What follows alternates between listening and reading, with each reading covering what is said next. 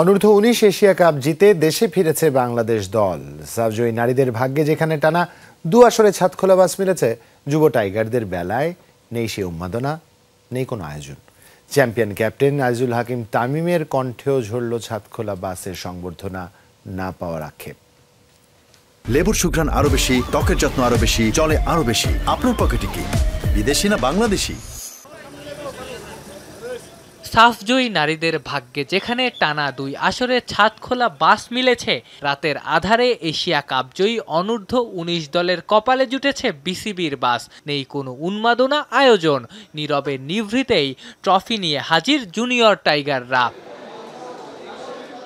আজিজুল হাকিম তামিমরা যেখানে হারিয়েছেন ভারতকে, 2 দেশের মাঝে যখন চলছে কথার লড়াই, সেই সময় 22 গজে সেই প্রতিপক্ষকে হারানো এদেশের মানুষের জন্য বিশাল অর্জন। ইন্ডিয়াকে হারিয়ে অর্জন করা ট্রফি নিয়ে হতে পারত রোড শো। তামিমরা ছাদখোলা বাসে ঘুরতে পারতেন পুরো ঢাকা শহর। এখন এটা আর কি, যদি সারা দেখে আমরা অবশ্যই চেষ্টা বলছি, এখন দেখি সারা কি করে। অবশ্যই ইনশাল্লাহ যদি হয়। ভারতের বিপক্ষে ছিল, আমরা খুবই ভালো খেলছি, ওখানে আমরা খুবই সবাই অনেক যারা আমরা সবাই মানে টিমমেটস সবাই অনেক ভালো খেলছে এবং আমরা আশা করি সবাই ভালো করার জন্য আর কি চ্যাম্পিয়নরা হয়েছে। চ্যাম্পিয়নদের শুভেচ্ছা জানাতে বিসিবি থেকে সেরকম কোনো আয়োজন ছিল না। পরিচালক নাজমুল আবেদিন ফাহিম, ইফতেখার মিঠু, আকরাম খান, ফাহিম সিনহারা বিমানবন্দরে এসে তাদের শুভেচ্ছা জানিয়েছেন। আয়োজন বা আনুষ্ঠানিকতা বলতে শুধুমাত্র এটুকুই। জয়টা আসলে বাংলাদেশকেই করতেছি, আসলে দেখেন দেশের জন্য খেলতেছি, এটা খুবই প্রাউড ফিল করতেছি। আর জয়টা দেশের জন্য আর আসলে ওই সময় যখন আসলে ওনারা বলতেছিল, তখন আমাদের খুবই ভালো লাগতেছিল অ্যাজ এ মুসলিম হিসেবে। আর আমরা প্লেয়াররাও, তারা যে দর্শকরা অনেক সাপোর্ট করছে এবং তারা সকাল থেকে আমাদের ছিল, কষ্ট করছে, সবার আলহামদুলিল্লাহ ভালো লাগতেছে। জার্নি স্টার্ট হয়েছে একটা, সত্যি বলতে কষ্ট ছিল, কিন্তু বাট আল্লাহর রহমতে আল্লাহ এখানে রাখছে। আমরা ওভারঅল সব দিক থেকে ভালো লাগতেছে।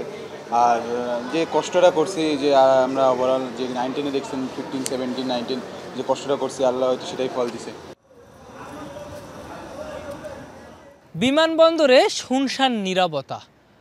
বাংলাদেশ অনূর্ধ্ব-19 এশিয়া কাপ জয়ী দল যখন বিমানবন্দরে এসেছে, কিংবা অধিনায়ক তামিম যখন ট্রফি নিয়ে এসেছেন, তখনও যে খুব বেশি উন্মাদনা ছিল এমনটাও না।